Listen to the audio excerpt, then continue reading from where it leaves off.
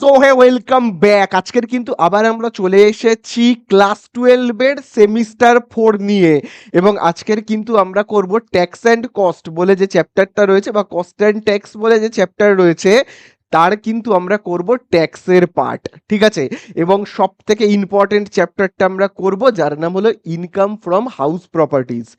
ওকে। এই চ্যাপ্টারটা কিন্তু আজকের আমরা করব, এবং এখানে আমরা কি কি করব, প্রথমে আমি তোমাদেরকে কনসেপ্ট ক্লিয়ার করাবো। ঠিক আছে, তারপরে কি করাবো, দুটো প্র্যাকটিক্যাল প্রবলেম সলভ করাবো। ঠিক আছে, আর ট্যাক্স আর কস্টের সমস্ত অঙ্কের ভিডিও তোমরা যদি পেতে চাও, ডেসক্রিপশনের দেওয়া লিঙ্ক বা উপরে আই বাটনে ক্লিক করো, সেখানে কিন্তু আমি সমস্ত পুরো ভিডিও একদম পুরো চ্যাপ্টার ওয়াইজ আপলোড করে রেখেছি। ঠিক আছে, তাহলে চলো আজকে আর আমরা একদম বেশি কথা বাড়াবো না, প্রথমেই চলে যাব ইনকাম ফ্রম হাউস প্রপার্টির কনসেপ্টে। चलो भाई, देखो अब मैं क्या करता हूँ। তো দেখো, প্রথমেই আমরা অঙ্ক কিন্তু স্টার্ট করব না, প্রথমে আমি তোমাদেরকে ব্যাপারটা বোঝাবো, ইনকাম ফ্রম হাউস প্রপার্টির কনসেপ্ট আগে ক্লিয়ার করাবো, তারপরে আমি প্র্যাকটিক্যাল প্রবলেম সলভ করাবো। ঠিক আছে, তাহলে ব্যাপারটা আগে আমি বলি। চ্যাপ্টারের নাম ইনকাম ফ্রম হাউস প্রপার্টি, মানে কি, আমার কোনো একটা হাউস প্রপার্টি রয়েছে, মানে একটা বাড়ি রয়েছে, এবং সেখান থেকে আমি কিছু টাকা ইনকাম করছি। তো এই ইনকাম কিভাবে সম্ভব, আমার বাড়ি রয়েছে এবং বাড়ি থেকে কিভাবে টাকা ইনকাম করা সম্ভব, যদি আমি আমার বাড়িটাকে ভাড়া দিয়ে দিই, মানে রেন্টে দিয়ে দিলাম, আমি যদি রেন্ট পাই, ঠিক আছে, আমি আমার বাড়ি ভাড়া দিয়ে দিলাম, রেন্ট পাচ্ছি, তো এইভাবেই আমাদের কি ইনকাম হওয়া সম্ভব, বাড়ি থেকে বা হাউস প্রপার্টি থেকে ইনকাম এইভাবেই সম্ভব। এইবারে আমাদের এই যে ইনকামটা হবে, এই ইনকামের ওপর কি সরকার অবশ্যই ট্যাক্স নেবে, তাই না, আমাদেরকে তো ট্যাক্স দিতে হবে। আমার যদি বাড়ি থাকে, আমি যদি অনেক রেন্ট পাই, তাহলে সেই রেন্টের ওপর কি সরকারকে ট্যাক্স দিতে হবে। এই নিয়েই হলো আমাদের অঙ্কটা। তো দেখো, ভাবো আমার এখানে একটা বাড়ি রয়েছে, এই হলো আমার একটা বাড়ি। এই বাড়িটা আমি কি করছি, ভাড়া দিয়ে দিচ্ছি, রেন্টে দিচ্ছি, এবং আমি ভাবো প্রত্যেক মাসে 5,000 টাকা করে ভাড়া পাচ্ছি, প্রত্যেক মাসে 5,000। তাহলে প্রত্যেক মাসে আমি যদি 5,000 করে ভাড়া পাই, তাহলে আমি অ্যানুয়ালি পার অ্যানাম কত পাবো, পার অ্যানাম পাবো কিন্তু 5 × 12 = 60,000, 60,000 টাকা, তার মানে আমি অ্যানুয়ালি আমার ইনকাম হচ্ছে। এবারে সরকার কিন্তু এই টাকাটার উপর, আমার যে ইনকাম হচ্ছে এই ইনকামের উপর কিন্তু ট্যাক্স নেবে। কত ট্যাক্স নেবে আমি জানি না, কত নেবে আমি জানি না, আন্দাজে আমি ধরছি যে সরকার বলল আমি ট্যাক্স নেব 10%। ভাবো সরকার বলল যে আমি 10% ট্যাক্স নেব, তাহলে এই যে 60,000, তার উপর আমি যদি 10% আমাকে ট্যাক্স দিতে হয়, তার মানে আমাকে কিন্তু 6,000 টাকা ট্যাক্স দিয়ে দিতে হবে। তাহলে আমি 60,000 ইনকাম করব, আর 6,000 টাকা যদি সরকারকে দিয়ে দিই, তাহলে আমার তো গায়ে লাগবে না, গায়ে লাগবে তো, সরকারকে যদি এত টাকা আমায় দিয়ে দিতে হয় 6,000 টাকা। তো সেই রকম মানসিকতা থেকে কি হয় না, অনেকে ট্যাক্স ফাঁকি দেয়। বোঝা গেল, ট্যাক্স কি করে, ফাঁকি দেয়। মানে ভাবো, আমি যদি ভাবি যে আমাকে 6,000 টাকা ট্যাক্স দিয়ে দিতে হবে, এত টাকা ট্যাক্স দিতে হবে, আমি বরং সরকারকে মিথ্যা কথা বলি, আমি বরং সরকারকে বলি আমার ইনকাম 60,000 নয়, আমার ইনকাম মাত্র 10,000, আমি যদি বলি, তাহলে আমাকে যদি 10,000-এর ওপর ট্যাক্স দিতে হয় 10%, তার মানে কত হচ্ছে, 1,000 টাকা, তাই না? তাহলে আমি তো এইভাবে মিথ্যা কথা বলতে পারি সরকারকে, বলে 6,000-এর জায়গায় 1,000 টাকা ট্যাক্স দেবো। আমার ইনকাম হচ্ছে 60,000, আমি মিথ্যা কথা বলবো সরকারকে যে আমার ইনকাম হচ্ছে 10,000 টাকা, সেখান থেকে 10% ট্যাক্স 1,000 টাকা দিয়ে দিলাম। ঠিক আছে, তো সেক্ষেত্রে কি সরকারের ইনকামটা কমে গেল। আমিও যেটা করলাম এটা তো খারাপ কাজ, অপরাধমূলক কাজ, উচিত নয় এরকম কাজ করা। সরকারও বুঝতে পারে কিন্তু ধরতে পারে না। সেই জন্য সরকার একটা বুদ্ধি বার করেছে, যাতে সরকার কিছুটা ছাড় পায় এবং আমাদের মতো মানুষেরাও যাতে কিছুটা ছাড় পায়। সেটা বুদ্ধিটা হলো এটাই, সরকার সর্বদা এই কথাটা বলে যে তোমার যদি 60,000-ই ইনকাম হয়ে থাকে, তোমার যদি 60,000 ইনকাম হয়ে থাকে তাহলে 60,000-এর ওপর ট্যাক্স দিতে হবে না। সরকার বলে 60,000 থেকে আমি ছাড় দিচ্ছি 20,000 টাকা। সরকার বলল 20,000 টাকা ছাড় দিচ্ছি, সরকার একটা ছাড় দেয়। ছাড়কে কি বলা হয়? ডিডাকশন। কি বলা হয়? ছাড়কে বলা হয় ডিডাকশন। ঠিক আছে, ডিডাকশন, সরকার ছাড় দেয়। তাহলে 60,000 থেকে 20,000 বাদ দিলে কত থাকে? ছাড় মানেই কি? বিয়োগ। তাহলে 40,000। তাহলে সরকার বলে 40,000-এর ওপর ট্যাক্স দেওয়ার জন্য। ঠিক আছে, এবার আমার কাছে যদি 40,000-এর ওপরে 10% ট্যাক্স চায় তাহলে আমি কত টাকা দেব? 4,000 টাকা। তাহলে আমি একটু আগে আমাকে 6,000 টাকা দিতে হচ্ছিল, তাহলে সরকার যদি ছাড় দেয় তাহলে আমি 40,000-এর ওপর 10% ট্যাক্স দেবো, মানে কত দেবো? 4,000 টাকা দেবো। এর ফলে কি হবে? আমাকে ট্যাক্সটা একটু কম দিতে হলো, কোনো চুরিও আমায় করতে হলো না, কর ফাঁকি আমায় দিতে হলো না, আবার সরকারেরও ক্ষতি হলো না। বোঝা গেল? সরকারের ক্ষতির পরিমাণটা কম হলো। তাহলে সরকার কিন্তু কি করে? আমাদের টোটাল যে ইনকাম হয় সেই পুরোটার ওপর কোনোদিনও ট্যাক্স নেয় না, ছাড় দেয়, ডিডাকশন দেয়। তার উপর ডিডাকশন দিয়ে যে টাকাটা পড়ে থাকে তার উপর সরকার ট্যাক্স নেয়। তাহলে এখানে সরকার কোন টাকার উপর ট্যাক্স নিল? 40,000-এর ওপর সরকার ট্যাক্স নেবে। যে টাকাটার ওপর সরকার ট্যাক্স নেয় তাকে বলা হয় কিন্তু ট্যাক্সেবল ইনকাম। তাকে কি বলা হয়? Taxable income. তাহলে ট্যাক্সেবল ইনকাম মানে বোঝা গেল? ট্যাক্সেবল ইনকাম মানে যে ইনকামের ওপর সরকার ট্যাক্স নেয়। দেখো 60,000-এর ওপর কি সরকার ট্যাক্স নিচ্ছে? নিচ্ছে না। তার মানে 60,000 কিন্তু ট্যাক্সেবল ইনকাম নয়। 40,000 হলো কি? Taxable income. তাহলে ব্যাপারটা আশা করি বোঝা গেল। এইবারে ঘটনাটা হলো আমাদের এই অঙ্কে কি করতে হবে? করতেটা কি হবে? আমাদের অঙ্কের মধ্যে কত টাকা যে সরকার ট্যাক্স নিচ্ছে এসব কিচ্ছু বের করতে হবে না। সরকার কত টাকা ট্যাক্স নেবে, আমাদেরকে কত টাকা ট্যাক্স দিতে হবে, এসব কিচ্ছু বের করতে হবে না। আমাদের যেটা করতে হবে অঙ্কের মধ্যে সেটা হলো সরকার কত টাকার ওপর ট্যাক্স নেবে। সরকার কত টাকার ওপর ট্যাক্স নেবে। আমার যদি রেন্ট থেকে 60,000 ইনকাম হয়, সরকার কি 60,000-এর ওপর ট্যাক্স নেবে? না, 60,000-এর থেকে একটু কম টাকা ট্যাক্স নেবে। সেই টাকাটা কত? কত টাকা ছাড় আমরা পাবো? সরকার কত টাকা ছাড় দেবে, দিয়ে আমাদের কত টাকার ওপর ট্যাক্স নেবে, মানে ট্যাক্সেবল ইনকামটা কত, সেটাই কিন্তু আমাদের কাছে জানতে চাইবে অঙ্কের মধ্যে। ঠিক আছে, তাহলে আমরা বের করব কি কত টাকা সরকার ট্যাক্স নেবে। তো এর জন্য আমাদেরকে কিচ্ছু নয়, আমাদেরকে জাস্ট একটা ছক বা একটা নিয়ম মনে রাখতে হবে। প্রচন্ড সোজা সেই ছকটা, একদম চাপের কোনো ব্যাপার নেই, শুধু ভালো করে তোমরা দেখবে। দেখো আমি তোমাদের পুরো ব্যাপারটা বুঝিয়ে বুঝিয়ে বলবো, ঠিক আছে? তো দেখো কিরকম ভাবে হবে। এখানে পার্টিকুলার্স, পার্টিকুলার্স, আর এখানে আমরা কি লিখি? অ্যামাউন্ট। তাহলে খুব ভালো করে কিন্তু দেখবে এই যে ট্যাক্সেবল ইনকামটা বের করবার নিয়ম কি। তাহলে প্রথমেই আমাদের যেটা করতে হয় সেটা হলো স্টেপ ওয়ান। স্টেপ ওয়ানে আমাদের কি করতে হবে? স্টেপ ওয়ানে, আচ্ছা স্টেপ ওয়ান এসব আমি পরে লিখবো। আমি আগে যেটা করব সেটা হলো মিউনিসিপাল ভ্যালু। মিউনিসিপাল ভ্যালু,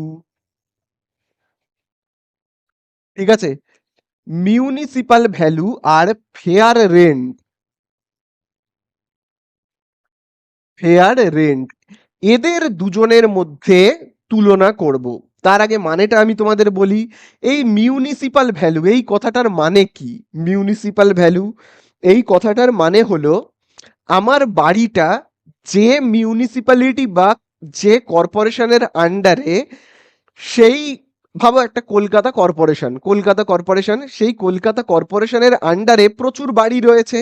সেই প্রত্যেকটা বাড়ির একটা মিউনিসিপাল ভ্যালু কর্পোরেশনের খাতায় লেখা থাকে। ভাবো আমার বাড়ি কলকাতায়, তো আমি কলকাতা কর্পোরেশনে গিয়ে জিজ্ঞাসা করলাম যে স্যার আমার বাড়ির মিউনিসিপাল ভ্যালুটা কত। তো যে কর্পোরেশনের লোক আছে তারা ভাবো বলল আমার বাড়ির মিউনিসিপাল ভ্যালু 10,000 টাকা, মানে 1,00,000 টাকা, আমি ধরে নিচ্ছি 1,00,000 টাকা। এই কথাটার মানে কি? এই কথাটার মানে হলো আমি যদি বাড়ি ভাড়া দিই, আমার বাড়ি ভাড়া থেকে 1,00,000 টাকা প্রত্যেক বছর ইনকাম হওয়া উচিত। এই ভ্যালুটাকেই বলা হয় মিউনিসিপাল ভ্যালু। তাহলে মিউনিসিপাল ভ্যালু মানে বোঝা গেল কর্পোরেশন, কলকাতা কর্পোরেশন বা যে কোনো কর্পোরেশন বা যে কোনো মিউনিসিপ্যালিটি বা যে কোনো পৌরসভা, তারা ঠিক করে রাখে যে এই বাড়িটা যদি ভাড়ায় দেওয়া হয়, কোনো লোক ভাবো তার নিজের বাড়িটা যদি ভাড়ায় দেয়, তাহলে তার কত টাকা রেন্টাল ইনকাম, বাড়ি ভাড়া বাবদ কত টাকা প্রত্যেক বছর আসা উচিত, প্রত্যেক বছর কত টাকা বাড়ি ভাড়া থেকে ওই লোকটার লাভ হবে বা ইনকাম হবে, সেইটা কর্পোরেশনে লেখা থাকে।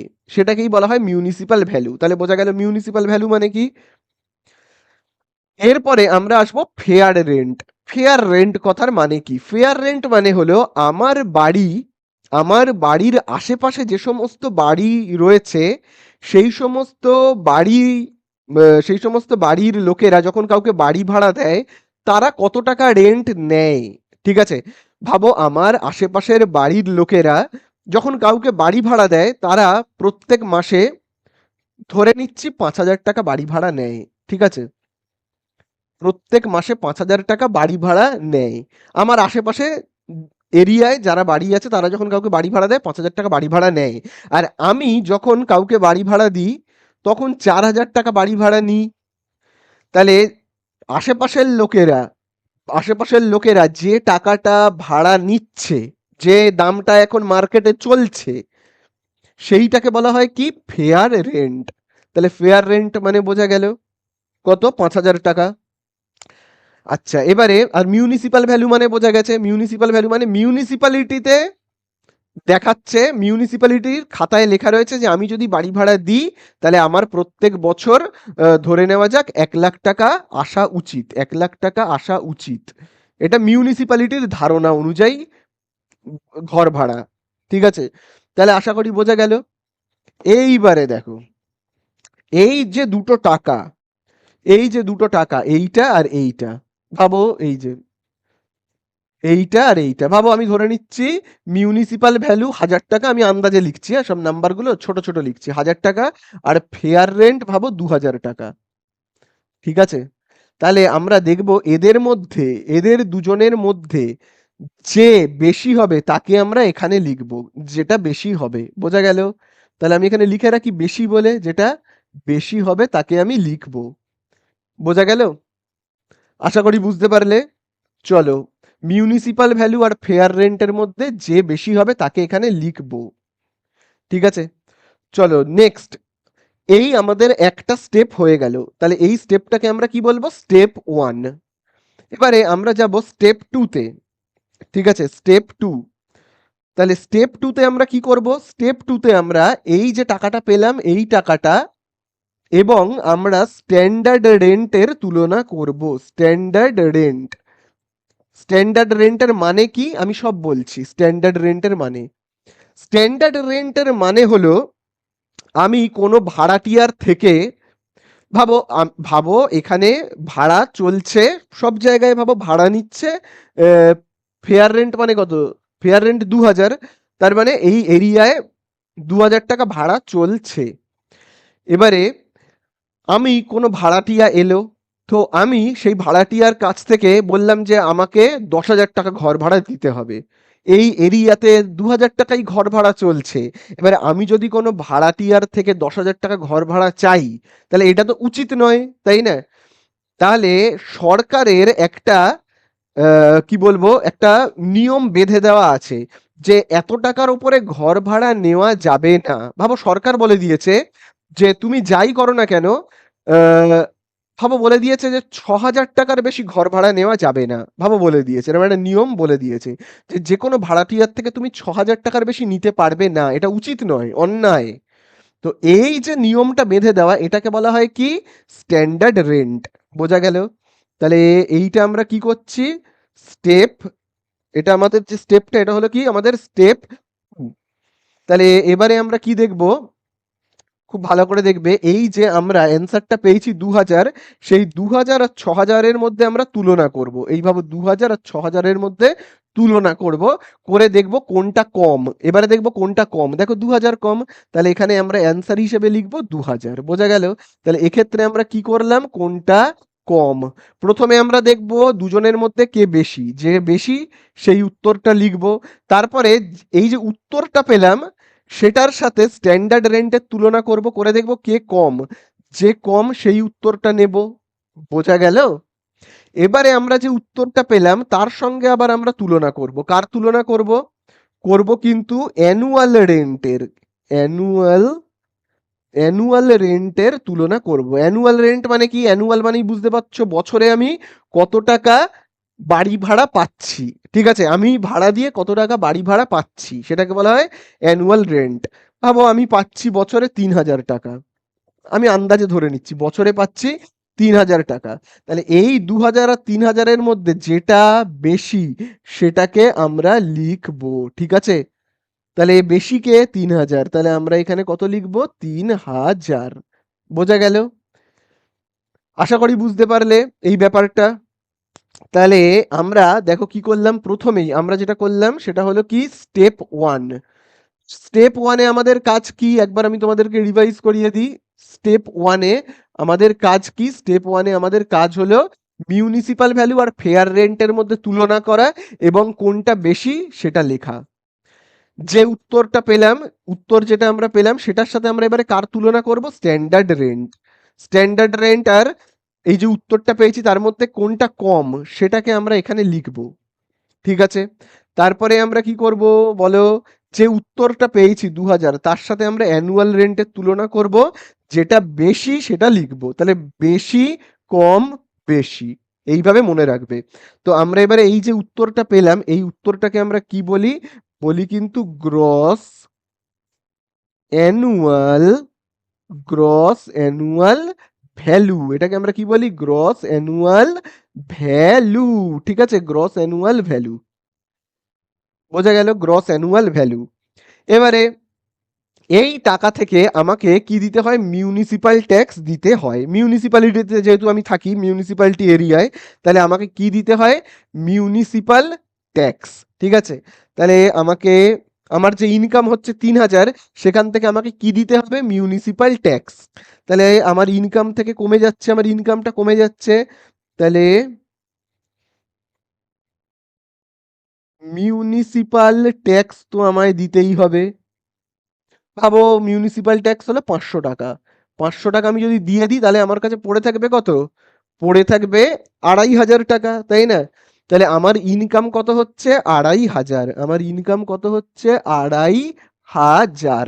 তাহলে এই 2500কে আমরা কি বলবো? এই 2500 টাকাকে আমরা বলবো কিন্তু নেট অ্যানুয়াল ভ্যালু। কি বলবো? Net annual, net annual value.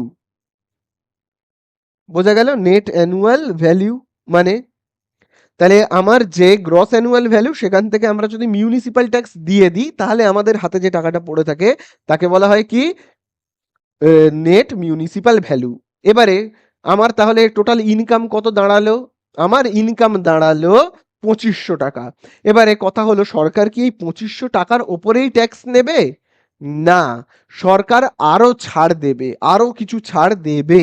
যেহেতু আমার এখানে জায়গা নেই আমি তাই জন্য ওপরের অংশটা মুছে করছি। তাহলে সরকার আরো কিছু ছাড় দেবে। কত টাকা আর কি ছাড় দেবে? সরকার এমনিতেই এতেই আমাকে একটা 30% ছাড় দেবে। মানে আমার এই যে ইনকামটা হয়েছে, এই যে 2500 টাকা আমার যে ইনকাম হয়েছে তার উপর সরকার আবার ছাড় দেবে। ছাড় দেবে মানে লেস করব। 2500 টাকা টাকা থেকে আমাকে সরকার ছাড় দেবে। কত দেবে ছাড়? 30%। ডিডাকশন মানে কি? ছাড়, ডিডাকশন। ছাড় দেবে 30%। আমার এই ইনকামের থেকে 30% ছাড় দেবে। ঠিক আছে, বোঝা গেল? এবং তারপরে আরেকটা আমরা ছাড় পাবো, সেইটা হলো, ভাবো আমার যে বাড়িটা রয়েছে সেই বাড়িটা তৈরি করবার সময় আমি যদি কোনো লোন নিয়ে থাকি, অথবা আমার বাড়িটা আমার বাড়িটা ভাবো ভেঙে চুরে গেছে, সেটাকে রিপেয়ারিং এর জন্য, রিপেয়ার অথবা আমি এখানে লিখে রাখি রিপেয়ার অথবা বাড়িটা তৈরি করার জন্য যদি কোনো লোন নেওয়া হয়ে থাকে, তাহলে সেই লোনটা ভাবো আমি একটা লোন নিয়েছি বাড়িটা তৈরি করবার জন্য। এবারে বা বাড়িটা রিপেয়ার করবার জন্য লোন নিয়েছি, এবারে আমাকে তো ইন্টারেস্ট পে করতে হচ্ছে। তো সেই ইন্টারেস্টটা কিন্তু, ইন্টারেস্টের টাকাটা কিন্তু সরকার ছাড় দেয়, ঠিক আছে? সরকার কিন্তু ছাড় দেয়, আরেকটা ছাড় দেয়, তাহলে ছাড়টার নাম কি? ইন্টারেস্ট, ইন্টারেস্ট ছাড় দেবে যদি আমি কোনো লোন নিয়ে থাকি, ইন্টারেস্ট অন লোন। তবে লোনটার পারপাস কি হতে হবে, কি কারণে লোনটা নিতে হবে, তাহলে কোন উদ্দেশ্যে লোনটা নিতে হবে? যদি আমি বাড়িটা তৈরির জন্য, বাড়িটা তৈরির জন্য, বাড়ি তৈরির জন্য লোনটা নিই, আমি এখানে লিখে রাখছি বাড়ি তৈরি, অথবা বাড়িটা রিপেয়ারিং, রিপেয়ার মানে মেরামত, মেরামত করবার জন্য লোন নিয়ে থাকি, মেরামতের জন্য যদি লোন নিয়ে থাকি, তাহলেই কিন্তু এই ছাড় আমি পাবো, ইন্টারেস্ট অন লোনটা ছাড় হিসেবে পাবো, ঠিক আছে? বোঝা গেল? অন্য কোনো উদ্দেশ্যে কিন্তু লোন নিলে চলবে না। ভাবো আমি লোন নিলাম, আমি এতটাই গরিব হয়ে গেছি যে আমার কাছে মিউনিসিপাল ট্যাক্স দেওয়ার মতো টাকা নেই, মিউনিসিপাল ট্যাক্সটা যে আমি সরকারকে দেব সেই টাকাও আমার কাছে নেই, আমি লোন নিলাম। সেই ক্ষেত্রে আমাকে যে ইন্টারেস্টটা দিতে হবে, লোন নিলে তো আমার ইন্টারেস্ট দিতে হবে, সেই ইন্টারেস্ট কিন্তু আমরা এখানে ছাড় পাবো না, সেক্ষেত্রে কিন্তু আমরা ছাড় পাবো না। তাহলে আমরা ছাড় কখন পাবো? যদি বাড়ি তৈরি অথবা মেরামতির জন্য, মেরামত করবার জন্য নেওয়া হয়, তবেই ছাড় পাবো। তো এই ছাড়গুলো বিয়োগ করবার পরে এইখানে যে অ্যামাউন্টটা হবে, এখানে যে অ্যামাউন্ট হবে, এই অ্যামাউন্টগুলো বিয়োগ করবার পরে যে টাকাটা পড়ে থাকবে, সেই টাকার উপর সরকার ট্যাক্স নেবে, ঠিক আছে? এবং এই টাকাটাকেই আমরা কি বলবো? Income from house property, taxable income from house property. বোঝা গেল? এবারে চলো আমরা দুটো প্র্যাকটিক্যাল প্রবলেম সলভ করি, তাহলে তো পুরো ব্যাপার ক্লিয়ার হয়ে যাবে। তো দেখো আমরা প্রথমেই করব 26-এর দাগের অঙ্কটা, এবং কোন বই থেকে করব সেটা তোমরা এখানেই দেখে নাও। আমরা কিন্তু করব বসু নায়কের প্রবলেম যে বই রয়েছে সেখান থেকে কিন্তু করব। তাহলে দেখো বলে দিয়েছে 26-এর দাগের অঙ্কতে যে Shri Tarun Tejpal has a house property at Kanpur. কানপুরে একটা তরুণ তেজপাল বলে একটা লোক আছে, তার হাউস প্রপার্টি আছে। তো ভাবো আমার নাম তরুণ তেজপাল, আমার একটা বাড়ি রয়েছে কানপুরে, ঠিক আছে? এবারে দেখো প্রিভিয়াস ইয়ার বলে দিয়েছে 2024-25, এটা খুব ইম্পর্টেন্ট। তারপরে দেখো গ্রস মিউনিসিপাল ভ্যালু বলেছে 50,000, ফেয়ার রেন্ট 40,000, স্ট্যান্ডার্ড রেন্ট 55,000, এরকম করে সব বলে দিয়েছে। তাহলে আগে আমরা কি করব, আমাদেরকে আগে এরকম একটা দাগ কেটে নেব, ঠিক আছে? আমি এরকম একটা দাগ কেটে নিই। তো এইখানে আমাদের যেটা লিখতে হবে পার্টিকুলার্স, পার্টিকুলার্স, এবং এখানে আমরা কি লিখবো? অ্যামাউন্ট।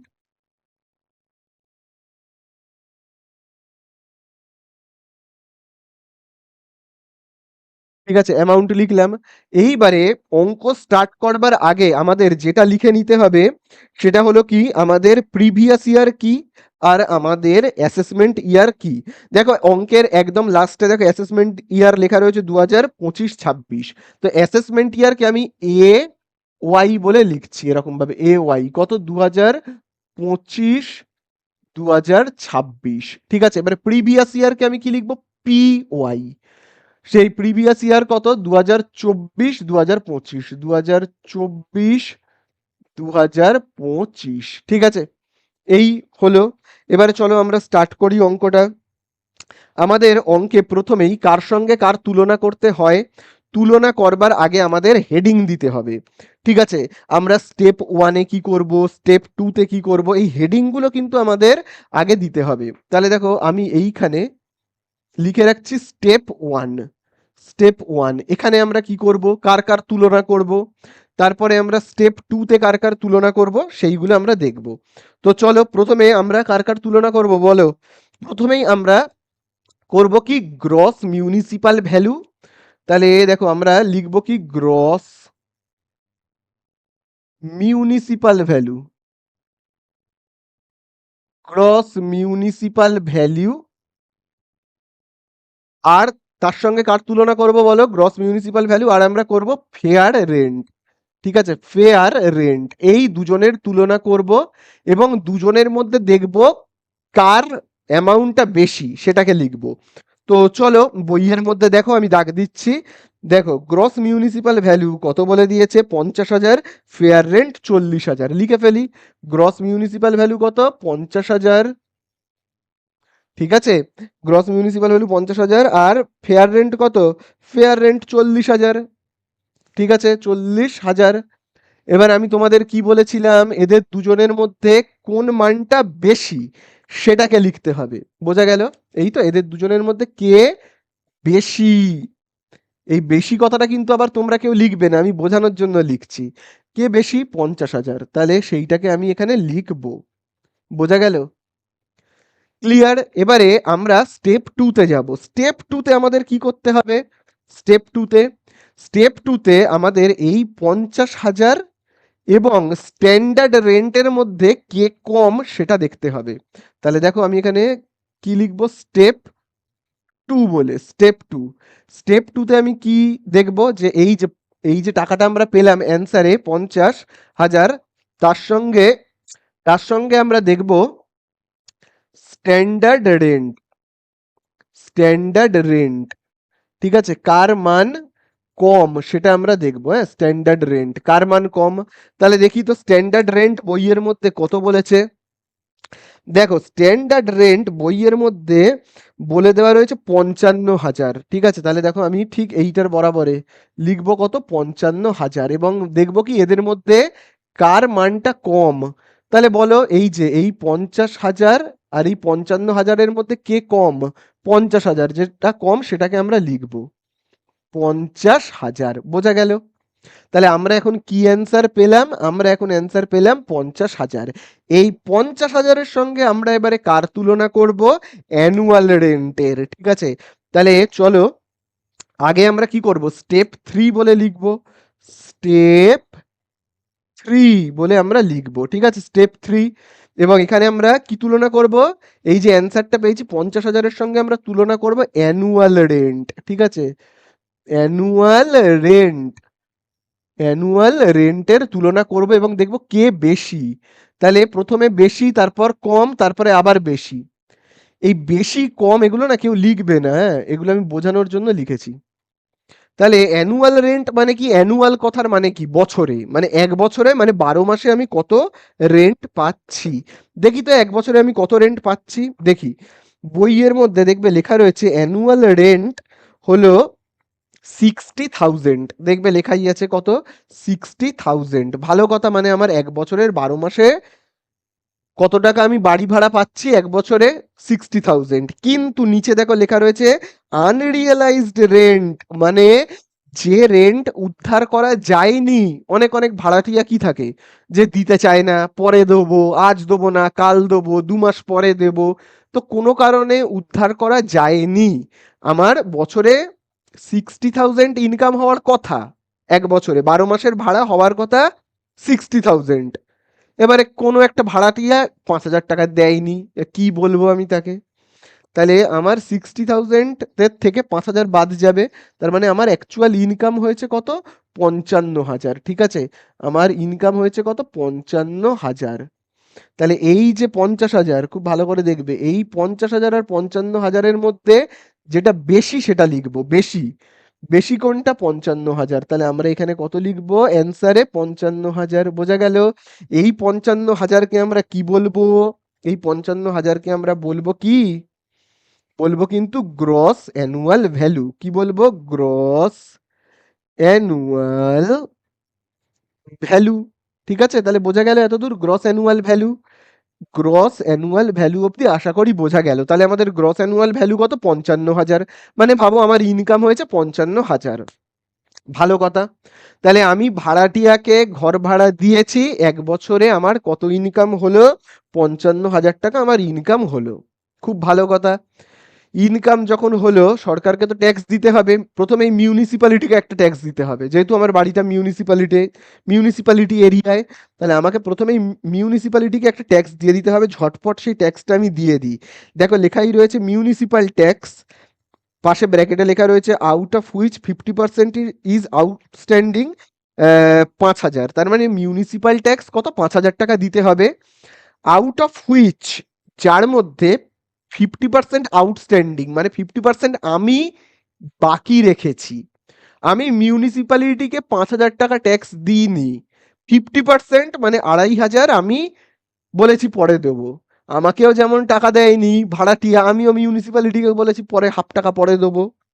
বোঝা গেল? তাহলে আমি ট্যাক্স দিলাম লেজ, মিউনিসিপাল ট্যাক্স, মিউনিসিপাল ট্যাক্স। তাহলে 5,000-এর মধ্যে আমি কত টাকা দেব? সরকারকে দিয়েছি 5,000-এর 50% মানে কত 2,500 টাকা আমি দিয়েছি। তাহলে আমার ইনকামটা কত হচ্ছে? 55,000-এর মধ্যে থেকে তো আমি দিয়েই দিলাম কত 2,500, তাহলে 52,500 টাকা এখন আমার হাতে বর্তমানে পড়ে থাকছে। কত? 52,500। এই যে 52,500 আমি আগে লিখে নিই, হ্যাঁ। তাহলে আমার হাতে পড়ে থাকছে কত 52,500। এই যে 52,500 এইটাকে আমরা কি বলবো? এইটাকে কিন্তু আমরা বলবো নেট অ্যানুয়াল ভ্যালু। কি বলবো? এটার নাম কি? এর নাম হলো net annual value. Net annual value মানে কি? নেট আমার হাতে কত টাকা পড়ে রয়েছে, নেট আমার হাতে কত টাকা পড়ে রয়েছে। ঠিক আছে, আমার ইনকাম হয়েছে 55,000, সেখান থেকে আমি মিউনিসিপ্যালিটিকে ট্যাক্স দিয়ে দিলাম, দিয়ে এখন নেট আমার কাছে কত টাকা পড়ে আছে? নেট আমার কাছে পড়ে রয়েছে 55,500 টাকা। এবারে সরকার কি এই 55,500-র ওপর ট্যাক্স নেবে, নাকি সরকার একটু ছাড় দেবে? সরকার একটু ছাড় দেবে, এত বেশি টাকার ওপর ট্যাক্স নেবে না। এত টাকার ওপর আমাকে যদি ট্যাক্স দিতে হয় তাহলে তো অনেকটা টাকা দিয়ে দিতে হবে, তাই না? তো সরকার কি করবে? একটু ছাড় দেবে। তো যেহেতু আমার বোর্ডে জায়গা নেই, আমি আর নিচে নিচে করতে পারছি না, সেই জন্য আমি ওপরের অংশটা মুছে করব। তোমরা কিন্তু অঙ্কটা নিচে নিচেই করতে থাকবে। তাহলে সরকার আমাকে ট্যাক্স দেবে, তাহলে এইখান থেকে তোমরা লিখবে লেস ডিডাকশন বলে লিখবে। তো আমার এখানে যেহেতু জায়গা নেই আমি ওপরটা মুছে করব, তোমরা কিন্তু নিচে নিচেই করতে থাকবে। তো সরকার চলো ছাড় দেবে। তাহলে দেখো আমি এই অংশগুলোকে এবার সব মুছে দিই। তাহলে চলো, আমাদের নেট অ্যানুয়াল ভ্যালু কত হয়েছে আমি সেটাকে এখানে আরেকবার লিখি, তোমাদের আর লেখার দরকার নেই, এখানে আমি আরেকবার লিখি, হ্যাঁ। নেটের এন, অ্যানুয়ালের এ, ভ্যালুর ভি। নেট অ্যানুয়াল ভ্যালু আমাদের কত হয়েছে? 52,500, মানে আমার টোটাল ইনকাম হয়েছে এই টাকাটা। সব ট্যাক্স ফ্যাক্স দিয়ে এখন আমার হাতে এই টাকা রয়েছে। এবার এখান থেকে সরকার কি দেবে? ছাড় দেবে। ডিডাকশন মানে ছাড়, ডিডাকশন মানে ছাড় দেবে। কত টাকা ছাড় দেবে আমি তোমাদের বলেছি, বলো? সরকার ছাড় দেবে এই টাকাটার 30%, মানে 52,500, তার কত পার্সেন্ট? 30%। ক্যালকুলেটারে তোমরা ক্যালকুলেট করবে, করে এখানে বসাবে, ঠিক আছে? তারপরে আরেকটা ছাড় দেয়, যদি আমি কোনো লোন নিয়ে থাকি বাড়িটা তৈরি অথবা রিপেয়ারিং এর জন্য, তো তার ইন্টারেস্টটা কিন্তু আমায় ছাড় দেয়। তো এখানে দেখো, এখানে ইন্টারেস্ট অন লোন দেখো বলেই দিয়েছে, আমি দেখো দাগ দিচ্ছি এবং লেখাই আছে loan is taken for the construction of building, বাড়িটা তৈরির জন্য লোন নিয়েছি, তাহলে এই লোনের ওপর ইন্টারেস্টটা আমি কিন্তু ছাড় পাবো, ঠিক আছে? তাহলে এটাকে তোমরা ক্যালকুলেট করবে, করলে পাবে 15,750। এবং লেস আরেকটা আমরা interest on loan, interest, interest on loan, ঠিক আছে? তাহলে আমরা কত টাকা ইন্টারেস্ট অন লোন দেখো বইয়ে কত আছে বলো? সেটা দেখবে আছে 6,000, ঠিক আছে? 6,000। তাহলে আমরা এখানে লিখবো কত? 6,000, এইটা আমরা ছাড় পাবো। তাহলে এই 52,500 আমার ইনকাম হয়েছিল, সেখান থেকে সরকার এই টাকাটা ছাড় দিল, এই টাকাটা ছাড় দিল, দিলে আমার পড়ে থাকে 30,750। সরকার এই টাকার উপর ট্যাক্স নেবে, ঠিক আছে? সরকার কি করবে? এই যে 30,750 ছাড় দেওয়ার পরে এখন আমার এই টাকাটা আমার ইনকাম হয়েছিল, সেখান থেকে সরকার বলল এতটা বাদ দিলাম, এইটাও বাদ দিলাম, দিয়ে যে টাকাটা পড়ে থাকছে তার ওপর ট্যাক্স দিতে হবে। সরকার কি বলল, আমার ইনকাম কত হয়েছিল, আমার ইনকাম হয়েছিল 52,500। সরকার বলল এত টাকার উপর ট্যাক্স দেওয়ার দরকার নেই, আমি 30% ছাড় দিচ্ছি, মানে 15,750। তারপরে বাড়ি তৈরির জন্য যে লোন নিয়েছিলাম তার যে ইন্টারেস্ট সেটাও ছাড় দিল, দিয়ে বলল 30,750-এর ওপর যেন আমি সরকারকে ট্যাক্সটা দিয়ে দিই। বোঝা গেল?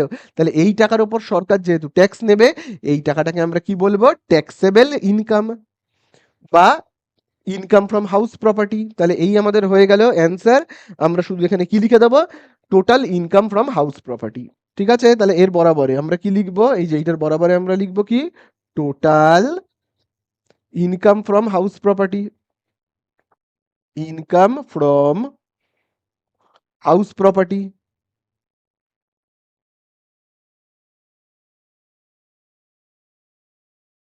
ঠিক আছে, তো তোমরা যদি চাও এখানে ট্যাক্সেবল কথাটাও লিখতে পারো। টোটাল ট্যাক্সেবলটা এখানে লিখতে হয়, এই যে total taxable income from house property, এখানটায় তোমরা যদি চাও ট্যাক্সেবল কথাটাকে অ্যাড করতে পারো। ঠিক আছে, তাহলে এই হয়ে গেল কিন্তু আমাদের অঙ্কটা শেষ। চলে যাই আরেকটা অঙ্কে। তো দেখো এবারে আমরা কিন্তু করব 28-এর দাগের অঙ্কটা। তো দেখো 28-এর দাগের অঙ্কে কি বলে দিয়েছে, mister Apurba Kundu has a house property in Kolkata. খুব ইম্পর্টেন্ট অঙ্ক এটা, তার কারণ দেখো বলে দিয়েছে নেট মিউনিসিপ্যাল ভ্যালু, বলে দিয়েছে কত, 45,000। যাই হোক, তো ঘর দেখো এখানে কাটাই রয়েছে, অ্যাসেসমেন্ট ইয়ার প্রিভিয়াস ইয়ার সব অঙ্কেই একই থাকবে, একই রয়েছে। তাহলে চলো আমরা প্রথমেই অঙ্কটা স্টার্ট করব। প্রথম কাজ হলো আমাদের কি, স্টেপ ওয়ান, তাই তো? আমাদের প্রথম কাজ হলো কি, স্টেপ ওয়ান। স্টেপ ওয়ানে আমরা কি করি, স্টেপ ওয়ানে আমরা করি গ্রস মিউনিসিপাল ভ্যালু আর ফেয়ার রেন্টের মধ্যে একটা তুলনা। তাহলে আমাদের প্রথমেই লিখতে হবে কি, গ্রস, আমাদের প্রথমেই লিখতে হবে gross municipal, municipal value, gross municipal value আর কি, ফেয়ার রেন্ট। কিন্তু অঙ্কের মধ্যে কিন্তু গ্রস মিউনিসিপাল ভ্যালু বলে দেওয়া নেই, কিন্তু অঙ্কের মধ্যে কি বলে দেওয়া রয়েছে, নেট মিউনিসিপাল ভ্যালু। এই অঙ্কটা আমি ইম্পর্টেন্ট বললাম এই কারণেই, কারণ অঙ্কের মধ্যে গ্রস মিউনিসিপাল ভ্যালু কিন্তু নেই, অঙ্কের মধ্যে আছে নেট মিউনিসিপাল ভ্যালু। তাহলে আমাদেরকে নেট মিউনিসিপাল ভ্যালু থেকে গ্রস মিউনিসিপাল ভ্যালু বের করতে হবে। ঠিক আছে, আবারও বলছি, গ্রস মিউনিসিপাল ভ্যালু আমাদের বের করতে হবে, অঙ্কের মধ্যে দেওয়া রয়েছে যেহেতু নেট মিউনিসিপাল ভ্যালু। আচ্ছা, নেট মিউনিসিপাল ভ্যালুটা কত রয়েছে, 45,000 টাকা। ঠিক আছে, নেট মিউনিসিপাল ভ্যালুর মানে হলো কোনো একটা টাকা কেটে অ্যামাউন্টটা হয়েছে 45,000 টাকা, কোনো একটা অ্যামাউন্ট কেটে, বোঝা গেল, কোনো একটা অ্যামাউন্ট কেটে, ভাবো 45,000 কেটে কুটে, নেট মানেই কি, কোনো একটা টাকা বাদ গিয়ে অ্যামাউন্ট হয়েছে 45,000। তাহলে বাদ দেওয়ার আগে, আগের জিনিসটাকে আমরা বলি গ্রস, বাদ দেওয়ার আগের জিনিসটাকে আমরা বলি গ্রস। তাহলে বাদ দেওয়ার আগে অ্যামাউন্টটা কত ছিল, কি করে আমরা বের করব, খুব ভালো করে দেখবে, আমরা 10/9 দিয়ে ভাগ করব। ঠিক আছে, কি দিয়ে ভাগ করব, 10/9। তাহলে নিয়মটা মনে রাখবে, নেট মিউনিসিপাল ভ্যালু থেকে, নেট থেকে আমি যদি গ্রসে যেতে চাই, গ্রসে যেতে চাই, তাহলে আমাকে কি করতে হয়, 10/9 দিয়ে গুণ করতে হয়, 10/9 দিয়ে গুণ করতে হয়। আর আমি যদি গ্রস থেকে আবার নেটে ফেরত আসতে চাই, তাহলে ঠিক উল্টো কাজটা করব, 10/9কে উল্টে দিই, তখন 9/10 দিয়ে গুণ করব। ঠিক আছে, মনে থাকবে। তাহলে নেট থেকে গ্রসে যেতে গেলে 10/9 দিয়ে গুণ করব, আর গ্রস থেকে নেটে ফিরে আসতে গেলে আমাকে এইটা দিয়ে গুণ করতে হবে, উল্টো জিনিসটা দিয়ে। তাহলে আমরা কত দিয়ে গুণ করব, 10/9 দিয়ে। তাহলে চলো আমি এবার এইগুলোকে মুছে দিই। তাহলে দেখো, আবার আমি এখানে পরিষ্কার করে একবার লিখে দিই, সেটা হলো আমাকে 45,000 যেটা রয়েছে তাকে গুণ করতে হবে কত, 10/9 দিয়ে গুণ করলে কত দাঁড়াবে, দাঁড়াবে কিন্তু 50,000। ঠিক আছে, 50,000। তাহলে এই হলো আমার গ্রস মিউনিসিপাল ভ্যালু, এবং তার সঙ্গে আমি কার তুলনা করব, ফেয়ার রেন্ট। ফেয়ার রেন্ট, তার তুলনা করব। দেখি ফেয়ার রেন্ট কত বলেছে। ফেয়ার রেন্ট কিন্তু দেখবে আমাদের অঙ্কে বলে দিয়েছে 40,000। ভালো কথা, লিখবো 40,000। তাহলে চলো ফেয়ার রেন্টের জায়গাতে আমি কত লিখবো, লিখবো 40,000। এবং তারপরে আমাদের যে তুলনাটা করতে হয় দুজনের মধ্যে কে বেশি। তাহলে বলো এদের দুজনের মধ্যে কে বেশি হবে, এই যে 50,000 আর 40,000-এর মধ্যে বেশি কে, 50,000। তাহলে এইটা হবে অ্যান্সার, 50,000। ঠিক আছে, এবার এই 50,000-এর সঙ্গে আমি কার তুলনা করব, কার তুলনা করব, স্টেপ টুতে স্ট্যান্ডার্ড রেন্টের। ঠিক আছে, স্ট্যান্ডার্ড রেন্টের কিন্তু তুলনা করব। তাহলে আমি স্টেপ টু বলে দেখো এখানে লিখবো, স্টেপ টু বলে আমি দেখো এখানে লিখবো, স্টেপ টুতে আমি কার তুলনা করব, স্ট্যান্ডার্ড রেন্ট।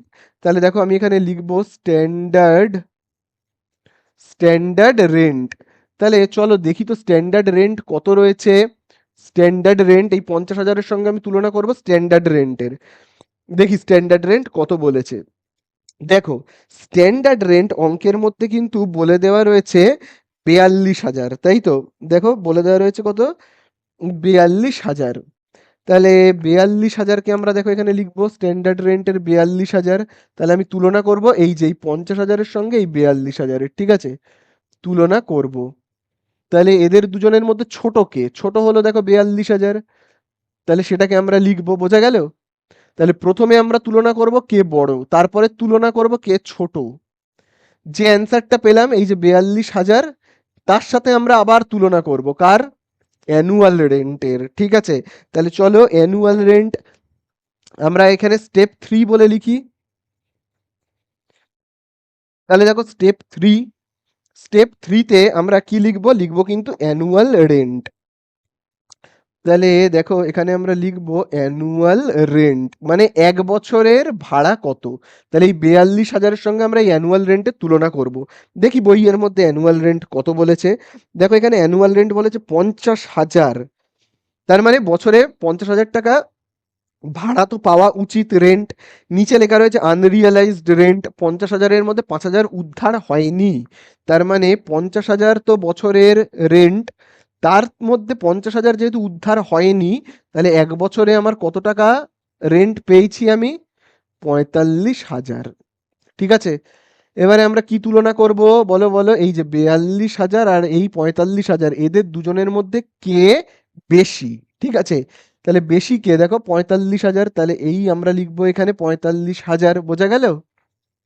এই যে 45,000টা আমরা পেলাম এটাকে আমরা কি বলবো, গ্রস অ্যানুয়াল ভ্যালু।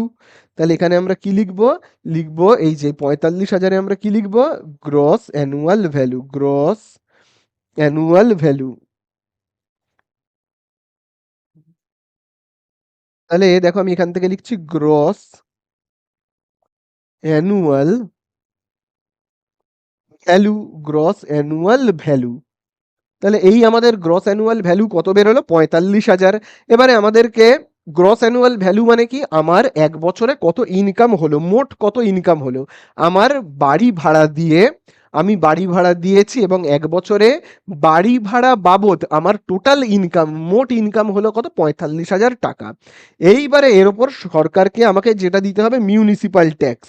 তো দেখো মিউনিসিপাল ট্যাক্স কি বলেছে, দেখো মিউনিসিপাল ট্যাক্স কিন্তু বলে দিয়েছে 10% অন মিউনিসিপাল ভ্যালু।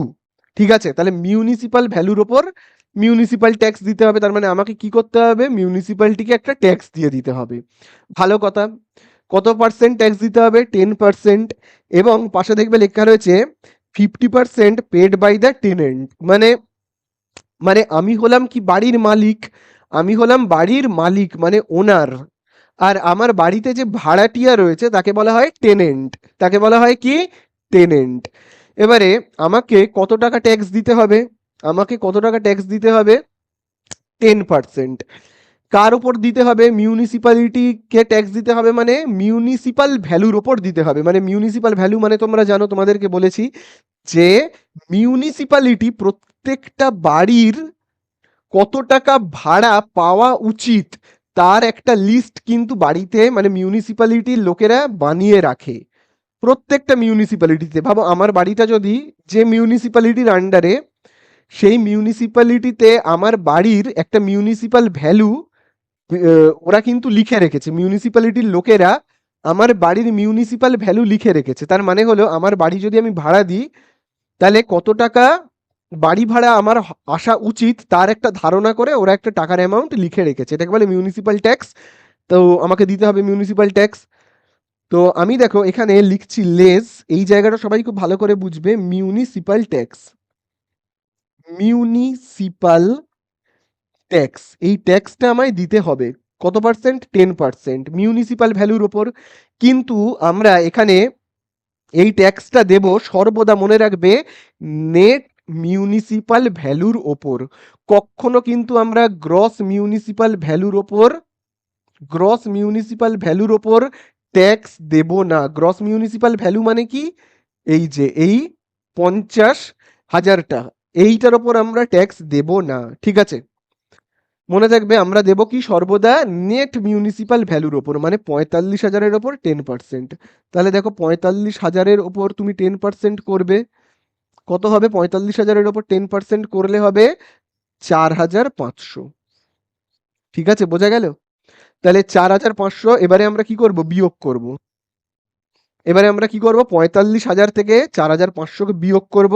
করলে দেখো আমরা এখানে কত পাবো? তাহলে পাবো 4,500। কিন্তু 4,500 কিন্তু আমরা ট্যাক্স দেব না, কারণ দেখবে পাশে লেখা রয়েছে 4,500, তো পাশে দেখবে লেখা রয়েছে কি, যে 50% ট্যাক্স ভাড়াটিয়া দিয়ে দিচ্ছে। তো ভাড়াটিয়া যদি 50% টাকা দিয়েই দেয়, আমার তো দেওয়া উচিত 4,500। কিন্তু আমি এত গরিব হয়ে গেছি, আমার কাছে টাকা নেই, আমি ভাড়াটিয়ার কাছে গিয়ে বললাম ভাই হাফ তুই দে হাফ আমি দিই। ঠিক আছে, হাফ তুই দে হাফ আমি দিই, তাহলে আমার কত টাকা চলে গেল? আমার কত টাকা আমাকে তাহলে কত টাকা দিতে হচ্ছে? 4,500 যদি আমরা হাফ করে দিই তাহলে হবে 2,250। ঠিক আছে, 2,250 টাকা আমায় ট্যাক্স দিতে হচ্ছে। বোঝা গেল? তাহলে 45,000 থেকে আমার এই টাকাটা যদি ট্যাক্স দিয়ে দিতে হয়, তাহলে আমার হাতে পড়ে রয়েছে কত টাকা? হাতে পড়ে রয়েছে 42,750। 42,750, এই টাকাটাকে আমি আবার উপরে লিখবো একবার, কারণ যেহেতু আমার জায়গা নেই তো ওই জন্য। তো একটা জিনিস আমার বলা হয়নি, সেইটা আমি তোমাদের বলে দিই, যে গ্রস মিউনিসিপাল ভ্যালু যখন আমরা বের করি, নেট মিউনিসিপাল ভ্যালু থেকে গ্রস মিউনিসিপাল ভ্যালু বের করবার সময় আমাদের এই যে 10/9 দিয়ে এই যে গুণটা করতে হয়, এটা কিন্তু আমরা করব কেবলমাত্র বাড়িটা যদি কলকাতা, দিল্লি, মুম্বাই, চেন্নাই এই 4টে মেট্রো সিটিতে থাকে, তাহলেই কিন্তু আমরা এই গুণটা করব। বোঝা গেল কি বললাম? এটা আমার তখনই বলা উচিত ছিল, ভুলে গেছি বলে বলা হয়নি। আবার বলে দিই, নেট মিউনিসিপাল ভ্যালু থেকে এই যে নেট মিউনিসিপাল ভ্যালু, এই নেট মিউনিসিপাল ভ্যালুটাকে দেখবে আমরা গ্রস মিউনিসিপাল ভ্যালুতে দেখবে কনভার্ট করলাম, তাই তো? রূপান্তরিত করলাম। এই রূপান্তরিত আমরা কখন করব?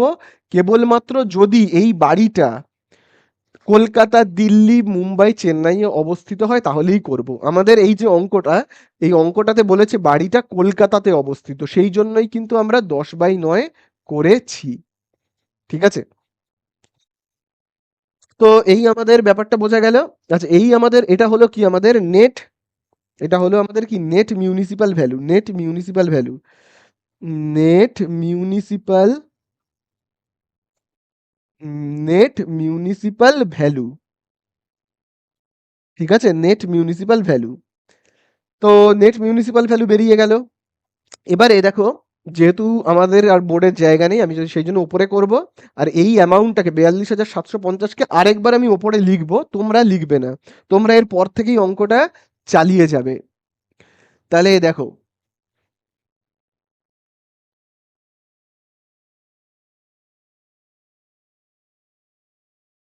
তাহলে আমাদের এখানে নেট, নেটের এন, মিউনিসিপাল, মিউনিসিপালের এম, ভ্যালুর ভি। নেট মিউনিসিপাল ভ্যালু কত? 42,750। এখানে লিখি 42,750। এখান থেকে আমরা কি করব? বিয়োগ করব। সরকার ছাড় দেবে, ছাড় দেবে, ডিডাকশন বলে আমরা লিখব, ডিডাকশন মানে ছাড়। কত টাকা ছাড় দেবে? এই যে টাকাটা 42,750, তার উপর 30% একটা ছাড় দেবে। ভালো কথা। আরেকটা ছাড় আমরা পাই যদি বাড়িটা তৈরি করবার জন্য কোনো লোন নিয়ে থাকি, তার ইন্টারেস্ট তো দেখো ওখানে বইয়ের মধ্যে লেখাই রয়েছে যে interest on loan, loan taken for repair, বাড়িটা রিপেয়ারের জন্য লোন নেওয়া হয়েছে, তো এই লোনের ইন্টারেস্টটা কি আমরা ছাড় পাবো, মানে যেটা তোমার 5,000 টাকা, না সরি 2,500 টাকা। কিন্তু আরেকটা দেখবে লোন নেওয়া হয়েছে সেটা হলো interest on loan, loan taken to pay municipal tax, municipal tax pay করবার জন্য যদি কোনো লোন নেওয়া হয়, মিউনিসিপাল ট্যাক্স পে করবার জন্য লোন নেওয়া হলে সেই লোনের ইন্টারেস্টে আমরা ছাড় পাবো না। বোঝা গেল? তাহলে আমরা ছাড় পাবো কেবলমাত্র রিপেয়ারের জন্য আর কনস্ট্রাকশনের জন্য লোন নিলে। তাহলে দেখো আমি লিখবো ইন্টারেস্ট অন লোন। তাহলে আমরা কত টাকা ইন্টারেস্ট দিতে হচ্ছে লোনের ওপর? 2,500 টাকা। তাহলে কত হচ্ছে? 2,500 টাকা। আর এই যে 42,750-এর 30% তোমরা করবে, করলে পাবে 12,825 টাকা, 12,825 টাকা। তাহলে আমার ইনকাম হয়েছিল এইটা, সরকার ছাড় দিল, ছাড় দেওয়ার পরে এখন আমার ইনকাম কত? তাহলে 27,425 টাকা। এই হলো আমার ট্যাক্সেবল ইনকাম, ঠিক আছে? এই হলো আমার taxable income from house property. তাহলে আমি এখানে কি লিখবো? এই টাকার অ্যামাউন্টটাকে আমি কি বলে লিখবো? Taxable income from house property, income from house property. তাহলে এই আমাদের হয়ে গেল ইনকাম ফ্রম হাউস প্রপার্টির অঙ্ক, ঠিক আছে?